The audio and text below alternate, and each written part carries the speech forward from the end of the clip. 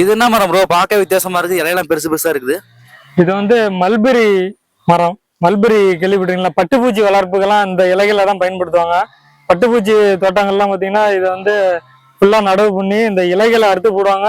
இந்த இலைகளை சாப்பிட்டுட்டு தான் பட்டுப்பூச்சி வந்து தன்னைத்தானே கூடு கட்டி அதுல இருந்து நம்ம பட்டு நூல் உற்பத்தி பண்றோம். அந்த மரம் தான். இருந்தாலும் வந்து இது லாங் மெல்பெரி, ஷார்ட் மெல்பெரின்னு ரெண்டு இருக்கு. நம்ம வச்சுக்கிற வெரைட்டி வந்து லாங் மெல்பெரி.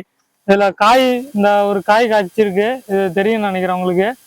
அப்புறம் வந்து இது வந்து நிறைய சத்துக்கள் உள்ளது, நல்லா கனிம சத்துக்கள் உள்ளது, நல்ல ஊட்டச்சத்து, நல்ல புரதச்சத்து உள்ள ஒரு பழங்கள். இது வந்து இன்னும் இந்த மரத்தை எப்படி மெயின்டைன்ஸ் பண்ணணும் அப்படின்னா, இது விட்டோம்னா கிட்டத்தட்ட ஒரு 20 அடி 15 அடி வரைக்கும் வளர்ந்துகிட்டே போகும். அதனால நமக்கு எந்த ஒரு யூசஸும் கிடையாது. என்ன பண்ணணும், இது வந்து ப்ரூனிங் பண்ணி விடணும். ஏற்கனவே ஒரு வாட்டி இந்த இடத்துல ப்ரூனிங் பண்ணி விட்டுருக்கோம். ப்ரூனிங் பண்ணினோம்னா அதுல இருந்து 2 கிளைகள் உருவாகும். அடுத்தது ஒவ்வொரு கிளையும் கட் பண்ணி விட்டோம்னா அதுல இருந்து 2 கிளைகள் 3 கிளைகள் வந்து பிரான்ச்சஸ் நிறைய பிரிஞ்சு வரும். பிரான்ச்சஸ் பிரிஞ்சு வர்றப்பதான் நமக்கு பூ எடுத்து காய் காய்க்கும். அதனாலதான் நம்ம அதிகமான பழங்களை வந்து உற்பத்தி பண்ண முடியும். இதுவே நம்ம இன்னும் ப்ரூனிங் பண்ணணும். ஏற்கனவே ஒரு வாட்டி பண்ணதுதான் அதுல சில காய்கள்லாம் வந்துருந்துச்சு, மறுபடியும் வளர்ந்துருச்சு, மறுபடியும் நம்ம ப்ரூனிங் பண்ணணும்.